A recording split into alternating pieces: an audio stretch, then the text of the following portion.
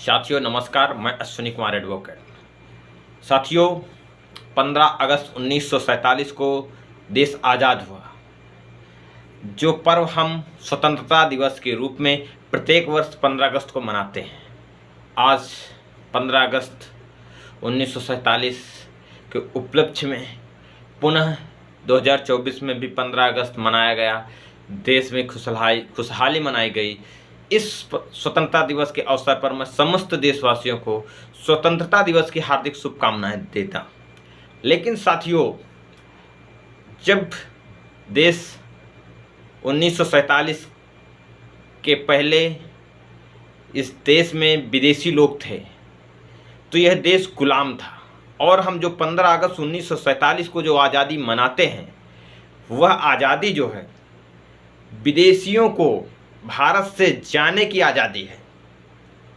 क्योंकि 15 अगस्त 1947 को देश आज़ाद होने के बाद 16 अगस्त 1947 को महाराष्ट्र के दलित समाज सुधारक, लेखक, कवि अण्णाभाऊ साठे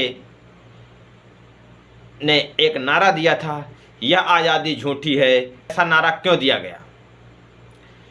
अगर आज के वक्त में वह नारा दिया गया होता तो इस देश के जो लोग शासन सत्ता में हैं राष्ट्र विरोधी घोषित कर दिए होते, और वह लोग राष्ट्र विरोधी घोषित करते जो लोग अंग्रेजों की पेंशन से अपना जीवन यापन किया, देश की आज़ादी के वक्त में देश के खिलाफ षड्यंत्र करने वाले काम करते, वह लोग आज शासन सत्ता में हैं और वह लोग राष्ट्र विरोधी अण्णाभाऊ साठे जी को घोषित कर देते।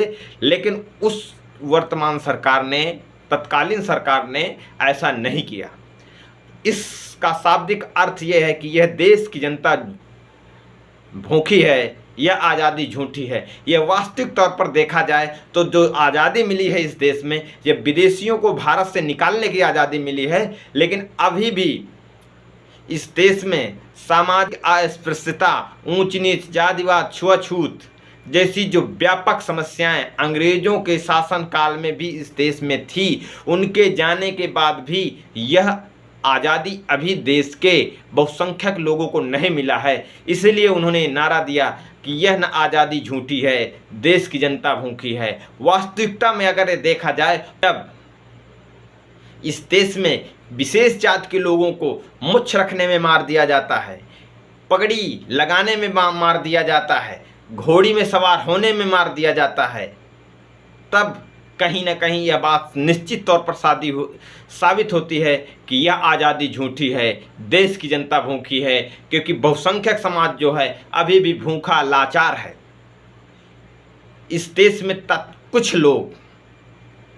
लोग ही अपने बेहतर आनंद उठा रहे हैं, लेकिन इस देश के बहुसंख्यक लोग, लोकतांत्रिक देश में बहुसंख्यकों का राज होता है, लेकिन भारत की व्यवस्था में बिल्कुल उल्टा है। लोकतांत्रिक देश है लेकिन बहुसंख्यक लोग शोषित हैं, अल्पसंख्यक लोग शोषणकर्ता हैं इस देश में।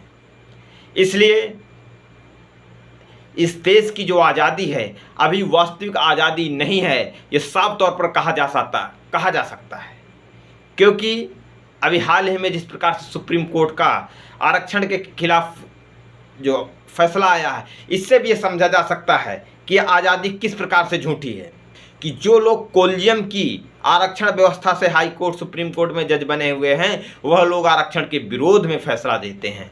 इसीलिए भारत के जो जागरूक शिक्षित लोग हैं उनको यह जानने की और अपने समाज के लोगों को यह बताने की ज़रूरत है कि यह किस प्रकार की आज़ादी मिली है। हमको जो आज़ादी मिली है, अंग्रेज़ों से आज़ादी मिली है। अभी भारत की सामाजिक व्यवस्था में जो गुलामी स्थापित है, अभी वह आज़ादी नहीं है। वह आज़ादी तभी मिलेगी जब देश के बहुसंख्यक लोग शिक्षित होंगे, रोजगार मिलेगा, ऊंच नीच, छुआछूत, भेदभाव नहीं रहेगा, तभी वास्तविक आज़ादी होगी।